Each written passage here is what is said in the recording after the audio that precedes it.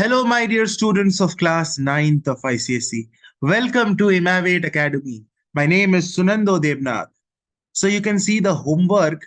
This is the homework which I had given at the end of lecture number 1. All right. So we have already started with the first chapter of your chemistry, which is language of chemistry. And we had already done the first lecture for it. The link of that video is in the description box of this video. You can click, if you have not watched lecture 1, you can watch it by clicking on the link given in the description box. And this homework was the homework which I had given at the end of lecture 1. I had told you people to send me the homeworks.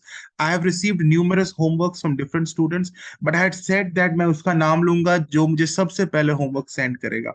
So the student who had sent me the homework earliest is Pratyush Anand from Springdale School, Lucknow. So congratulations, Pratyush. And today is our lecture number 2, the second lecture. We will continue with the chapter. ठीक है, तो तुम्हें ये chapters हम बहुत ही elaborately और हर चीज को एक्सप्लेन करते हुए आगे बढ़ रहे हैं. ओके, एंड इसी वीडियो में मैं ये नोट्स जो मैं स्क्रीन पर तुम्हें दिख रहा है, इन्हें अपने नोटबुक में लिखते भी जाओ. Okay, if required you can pause the video and take down the notes. These notes would be super useful for your preparation during examination. ठीक है, तो ये नोट्स बहुत ही क्रिस्प एंड कॉम्पैक्ट नोट्स है, बहुत बेहतरीन नोट्स है. इनका ये तुम्हें बहुत यूजफुल लगेंगे जब एग्जाम के लिए प्रिपरेशन करोगे. इन्हीं से क्वेश्चंस आएंगे. We will also discuss a lot of questions during the classes. वो सब भी नोटबुक में रिकॉर्ड करते जाना, लिखते जाना. ठीक है, so that during the examination you can just turn the pages of your notebook and तुम्हें सारे चीज तुम्हारे नोटबुक में ही रहेगा. सारे नोट्स, सारे क्वेश्चन आंसर जो भी हम करेंगे. All right. So let us proceed with the chapter. The next topic that we will study today is molecular formula. So molecule क्या होता है, and diatomic molecule, monoatomic molecule, triatomic molecule, इस ये सारे terms को हमने previous lecture में पढ़ लिया था. Now what is molecular formula? The symbolic representation of a molecule is known as the molecular formula या फिर simply formula. Symbolic representation of a molecule. If you remember, I had given you the example of the molecule of water. Molecule of water. And what did I tell you? What is the molecule of water? It is H2O. मैं बोला था ना H2O. So ये जो H2O है, this is the molecular formula. This is the molecular formula of water. समझ में आ रहा है? इस H2O को हम क्या बोलेंगे? हम बोलेंगे this is the molecular formula of water. Basically ये क्या रिप्रेजेंट कर रहा है, ये भी तुम्हें पता है ना. लेक्चर 1 में बताया था H2O is representing one molecule of water. One molecule of water. Water के एक मॉलिक्यूल को रिप्रेजेंट कर रहा है जिसमें 2 atoms of hydrogen है and 1 atom of oxygen है. Right? So this one molecule of water is represented by this formula. This formula is known as molecular formula of water. बिल्कुल उसी तरह सोडियम क्लोराइड बोल के एक केमिकल है, sodium chloride, and sodium is Na. देखो बताया था ये चार्ट याद करने के लिए मैंने बोला था सारे एलिमेंट्स का. Sodium is Na and chloride means chlorine is Cl. कहा गया? यहां है. तो सोडियम क्लोराइड होगा NaCl. राइट. तो सोडियम क्लोराइड का जो मॉलिक्यूल है उसको हम कैसे लिखेंगे? ऐसे लिखेंगे NaCl. NaCl is the molecular formula of sodium chloride. ये हो गया मॉलिक्यूलर फॉर्मूला. और ये क्या रिप्रेजेंट कर रहा है? This is representing one molecule of sodium chloride. इसी तरह से there are infinite number of molecules, infinite number of molecular formulas. अलग अलग जो मॉलिक्यूल्स हैं सबके अलग अलग मॉलिक्यूलर फॉर्मूला होता है. मैंने यहाँ 2 एग्जांपल दे दिया, अभी इरेज कर देता हूँ. एक वाटर का मॉलिक्यूलर फॉर्मूला और एक हमने अभी पढ़ा सोडियम क्लोराइड का मॉलिक्यूलर फॉर्मूला. ओके, यहाँ पर एक डेफिनेशन लिखा हुआ है, a molecular formula also known as chemical formula. Molecular formula को हम केमिकल फॉर्मूला भी बोलते हैं. इट एम्प्लॉयज, रादर ये डेफिनेशन नहीं है, उसके बारे में एक चीज कही गई है कि इस फॉर्मूला में हम सिंबल्स का यूज करते हैं. This formula employs symbols to denote the molecule of an element और ऑफ अ कंपाउंड. किसी एक कंपाउंड का या फिर किसी एलिमेंट के मॉलिक्यूल्स को हम दिखाने के लिए यहाँ हम सिंबल्स का यूज करते हैं। तो सिंबल से ही ना बना है। जब हम H2O लिख रहे हैं तो H2 is representing one molecule of hydrogen and this O is representing one molecule of, I mean one atom of oxygen. I repeat, this H2 is representing one molecule of hydrogen, and this O, single O, is representing one atom of the element oxygen. तो ये दोनों मिलकर बना है one molecule of water, है ना, simple. तो क्या बताता है, एक मॉलिक्यूलर फॉर्मूला में, इस मॉलिक्यूलर फॉर्मूला में हमने क्या यूज किया, सिंबल्स यूज किया to denote the molecule of an element और ऑफ अ कंपाउंड। क्लियर है? चलो, इसी तरह कुछ और एग्जांपल्स हमारे सामने है जो बुक में है, हम उनके एग्जांपल्स को पढ़ लेते हैं। NH4Cl, this is a molecule किसका, अमोनियम क्लोराइड। नाम याद रखना है, मैंने लेक्चर 1 में भी बोला था, क्योंकि 9th में जा रहे हो तो बहुत सारी नए नए चीजों से तुम्हें वाकिफ होना पड़ेगा। You will come to know a lot of new things. Like now you know that the molecular formula of water is H2O. You know that molecular formula of sodium chloride is NaCl. ये सारी नई बातें जब सीखा है तो आगे और भी नई बातें सीखना है। This is a new molecule that has come to your knowledge right now, है ना। अमोनियम क्लोराइड, क्या मेरे साथ साथ बोलो, लाउडली जोर से बोलो, ammonium chloride. So NH4Cl is ammonium chloride. इस NH4 को हम बोल रहे हैं ammonium and Cl is chloride. तो अमोनियम क्लोराइड, और अमोनियम क्लोराइड में क्या है कि क्या क्या एटम्स है, तुम देखो, नाइट्रोजन का वन एटम है, H4 है, मतलब हाइड्रोजन के 4 एटम्स हैं, 4 atoms of hydrogen and one atom of chlorine, that is written over here. NH4Cl represents one molecule of ammonium chloride. This is representing one molecule of ammonium chloride containing one atom of nitrogen, comma, या comma होगा, 4 atoms of hydrogen and 1 atom of chlorine, है ना, simple. Next molecule is Na2CO3. अब तुम बोलोगे sir यहाँ पर ये 2 और ये 3 कहाँ से आया, ये हम लोग बात करेंगे वैलेंसी की आगे, तब तुम्हें समझ में आएगा। लेकिन उसको बिना समझे हुए भी तुम्हें ये याद तो करना ही पड़ेगा कि सोडियम कार्बोनेट का फॉर्मूला Na2CO3 होता है। रटना पड़ेगा, केमिस्ट्री में बहुत रटना होता है। अगर तुम ये सोचते हो कि केमिस्ट्री में तो रटना नहीं है, सिर्फ कॉन्सेप्ट्स ही है, गलत हो। There are a lot of things you have to mug up in chemistry, and mugging up is not bad. पता नहीं क्यों कुछ बच्चों को ऐसा लगता है कि रटना is a wrong practice. Okay, हाँ, ऐसे कुछ मूवीज वगैरह तो दिखाया जाता है जिसमें हमें ये दिखाया गया है कि रटना बहुत ही गलत बात है। जो बच्चे रटते हैं वो थोड़े लेस इंटेलिजेंट होते हैं, और मैं तो रटता नहीं हूँ, मतलब मैं बहुत इंटेलिजेंट हूँ। तो ये जो ऐसा कहता है रादर वो गलत है, उसकी सोच गलत है, क्योंकि रटना भी एक कला है। You know, the one who can mug up, वो बहुत जगह उसकी जीत हो जाएगी, क्योंकि रटना बुरी बात नहीं है। अगर रटना बुरी बात होती ना, तो फिर तुम्हें Johnny Johnny yes papa eating sugar no papa ये पोएम को रटाया नहीं जाता। Twinkle twinkle little star how I wonder what you are, ये पोएम तुम्हें याद है ना।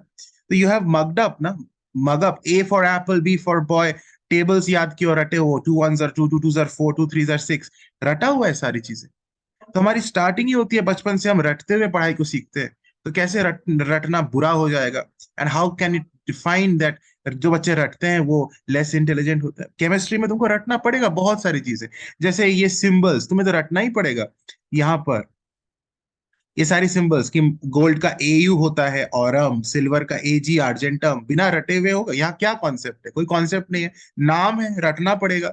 सो you have to develop the habit of रट्टाफिकेशन। ये गलत फहमी मत रखना कि हम तो रटने वाले में से नहीं है, बिल्कुल नहीं। साइंस में, केमिस्ट्री में तो बहुत रटना पड़ता है, बायोलॉजी में भी बहुत रटना पड़ता है, फिजिक्स में थोड़ा कम रटना पड़ता है, लेकिन वहां पे भी है कुछ चीजें, फॉर्मूला वगैरह, जहां तुम्हें रटना पड़ेगा। Okay, now coming back to this, बहुत लेक्चर हो गया। Na2CO3, Na2CO3 बार बार बोलो, और बोलो ये किसका मॉलिक्यूल है, this is one molecule of sodium carbonate. तो CO3 is carbonate together and Na2 here is sodium, sodium carbonate, sodium carbonate, right. Now क्या है इसमें, कितने एटम्स है, Na2, Na किसका है? सोडियम का होता है ना, सोडियम का एटम होता है Na। अभी यहां बताया था ना पिछले क्लास में, सोडियम का Na, यहाँ Na2 है, मतलब कि सोडियम के टू एटम्स है। सो क्या लिखा हुआ है? Which contains two atoms of sodium, one atom of carbon, क्योंकि कार्बन में यहाँ कोई नंबर नहीं है सी के बाद, मतलब C1 है, basically one is hidden, one को हम लिखते नहीं है। तो one atom of carbon and three atoms of oxygen, O3 है ना, तो three atoms of oxygen. Similarly एक और एग्जांपल दिया गया, 2H2O।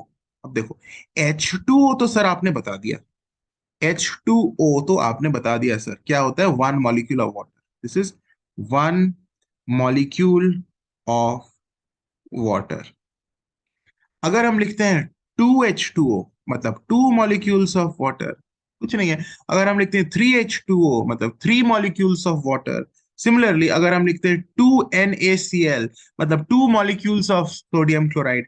उसी तरह अगर NH4Cl के आगे अगर हम कोई नंबर लिख देते हैं, जैसे 5, 5NH4Cl, it means five molecules of ammonium chloride, five molecules of ammonium chloride. ठीक है ना, हलवा है हलवा, तो इसीलिए यहाँ क्या लिखा हुआ है?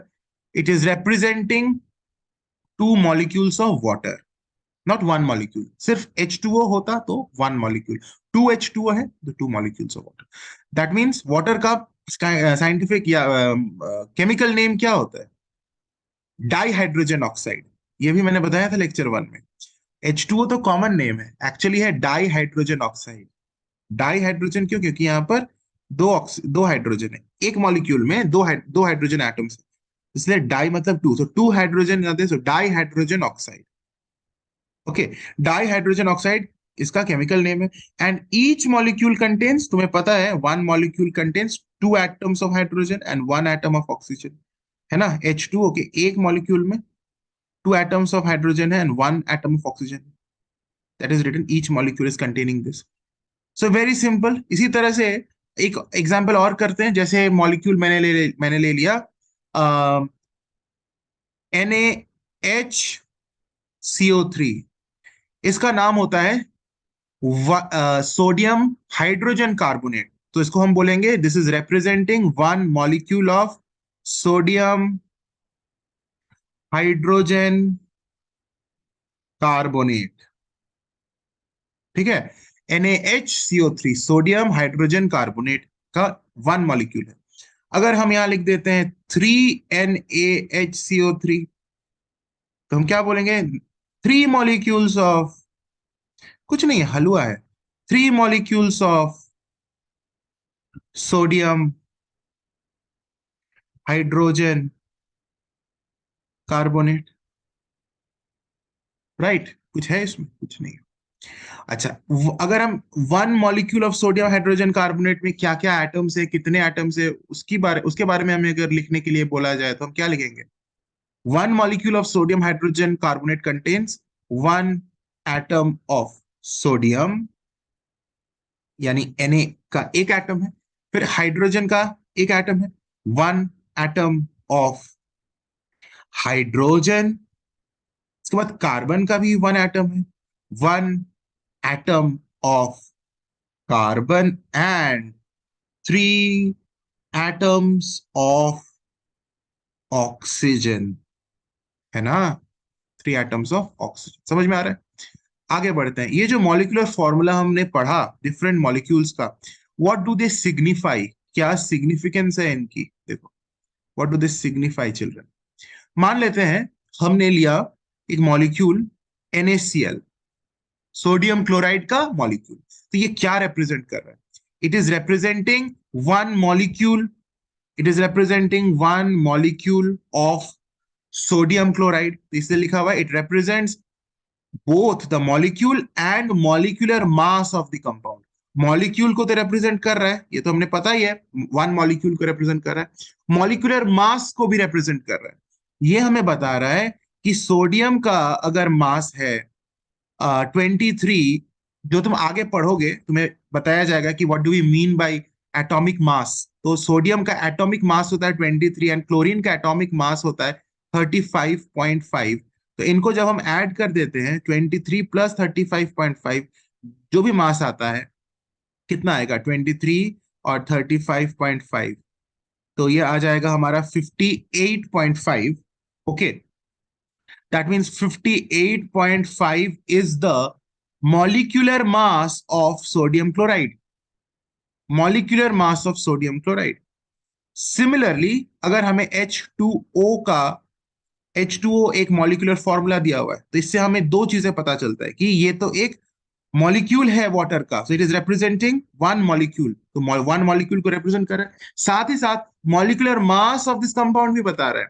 क्या है मॉलिक्यूलर मास ऑफ H2O? तो हाइड्रोजन दो है, और एक हाइड्रोजन एटम का वन होता है एटॉमिक मास, तो दो हाइड्रोजन एटम है मतलब 2 into 1. और ऑक्सीजन एक है, एंड एक ऑक्सीजन का एटॉमिक मास होता है कितना, 16. तुम्हें अभी याद करने की जरूरत नहीं है, आगे पढ़ोगे, अभी मैं सिर्फ कॉन्सेप्ट समझो. ये जो नंबर्स मुझे याद है कि सोडियम का एटॉमिक मास 23 होता है, क्लोरीन का एटॉमिक मास 35.5 होता है, और इनको मैंने सिंपली ऐड किया तो 58.5 आ गया. तो ये नंबर्स को मुझे याद था, इसलिए मैंने कर पाया. तुम्हें अभी फिलहाल के लिए इनको याद करने की जरूरत नहीं है.